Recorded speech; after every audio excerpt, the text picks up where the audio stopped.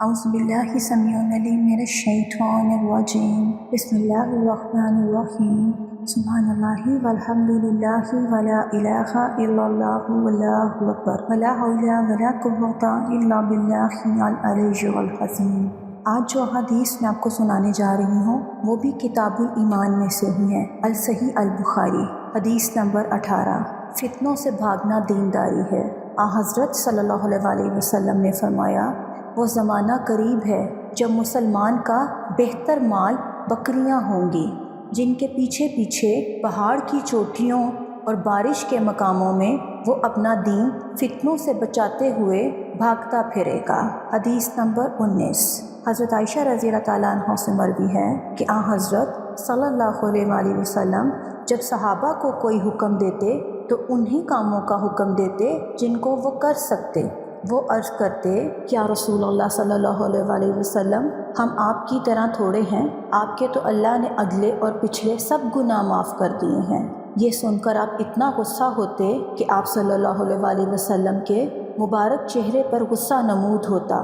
फिर आप सल्लल्लाहु अलैहि वसल्लम फरमाते, क्या तुमको मालूम नहीं, तुम सब में ज़्यादा परहेज़गार और अल्लाह को ज़्यादा जानने वाला मैं हूँ।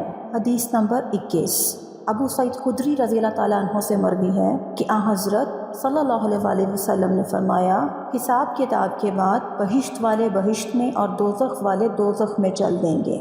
फिर अल्लाह ताला फरमाएगा, जिस शख्स के दिल में राई के दाने के बराबर ईमान हो, इसको दोज़ख से निकाल लो।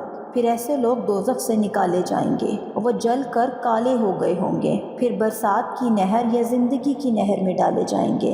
इमाम मालिक को शक है कि वो इस तरह नए सिरे से उगाएंगे जैसे दाने नदी के किनारे उगाते हैं। क्या तू नहीं देखता कि कैसे जर्द जर्द लिपटा हुआ निकलता है। इसके बाद हदीस नंबर 22।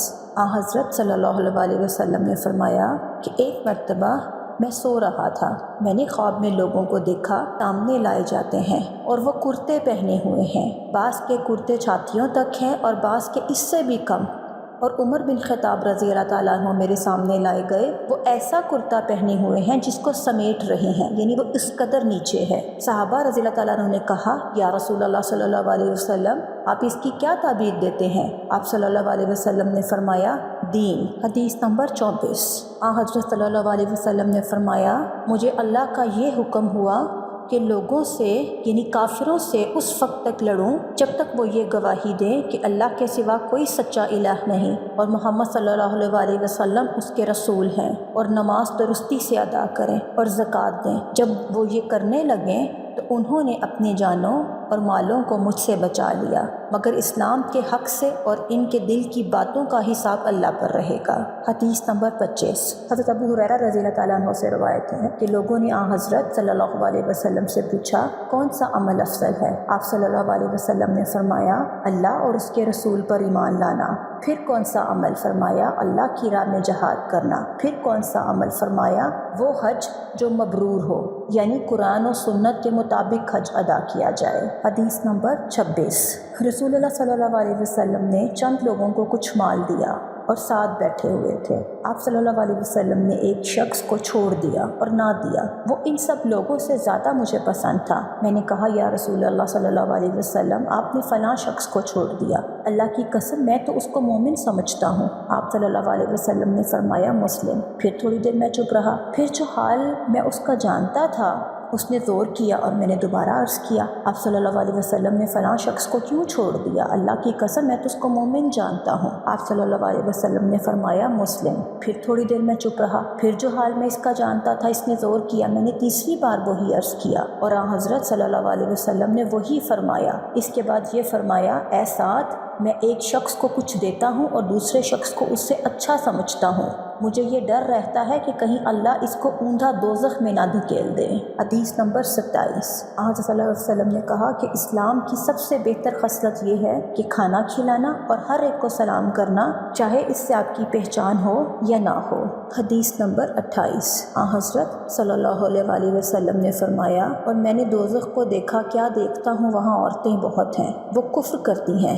लोगों ने कहा, क्या अल्लाह का कुफ्र करती हैं। आप सल्लल्लाहु अलैहि वसल्लम ने फरमाया, नहीं, क़ामत का कुफ्र, उसकी नाशुक्री करती हैं और एहसान नहीं मानती। अगर तो एक औरत से सारी उम्र एहसान करे, फिर وہ ایک ذرا سی بات کوئی تجھ میں دیکھے جس کو پسند نہ کرتی ہو تو کہنے لگتی ہے میں نے تجھ سے کوئی بھلائی نہیں پائی۔ آج کے لیے اب میں اتنی ہی احادیث پر اکتفا کروں گی۔ انشاءاللہ نیکسٹ جو میری ویڈیو ہوگی اس میں اگلی حدیث سے شروع کروں گی۔ ان تمام احادیث کو سنانے کا مقصد یہ ہے کہ ہم ان احادیث کو نہ صرف سنیں بلکہ ان کو سمجھیں اور ان سے سبق حاصل کریں اور زیادہ سے زیادہ عمل کرنے کی کوشش کریں، کیونکہ کوئی بھی علم ہو، چاہے وہ دینی ہو چاہے وہ دنیاوی ہو، اگر اس پر عمل نہ کیا جائے اور وہ ہماری زندگیوں پر اثر انداز نہ ہو تو وہ بالکل فائدہ مند نہیں ہے، وہ علم بے سود ہے۔ جتنی مرضی کتابیں پڑھتے جائیں، جتنا مرضی اپنے اوپر علم کا بوجھ لاتے جائیں، علم تبھی فائدہ مند ہوتا ہے چاہے وہ تھوڑا ہی کیوں نہ ہو، لیکن اگر وہ آپ کی زندگیوں میں، آپ کی پرسنالٹی میں، آپ کے کریکٹر میں نظر آئے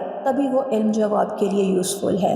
اللہ تعالیٰ سے میری دعا ہے کہ اللہ تعالیٰ ہم سب کو علم نافع حاصل کرنے کی توفیق عطا کرے، اور جتنا بھی علم ہم حاصل کریں اس کو ہماری زندگیوں پر اپلائی کرنے اور امپلیمنٹ کرنے کی بھی توفیق عطا کریں، اور اس میں جو اگر میرے سے غلطی یا کوتاہی ہوئی ہے تو اس کے لیے اللہ پاک مجھے معاف فرمائے۔ اللہ پاک ہم سب کا حامی و ناصر ہو۔ اللہ حافظ۔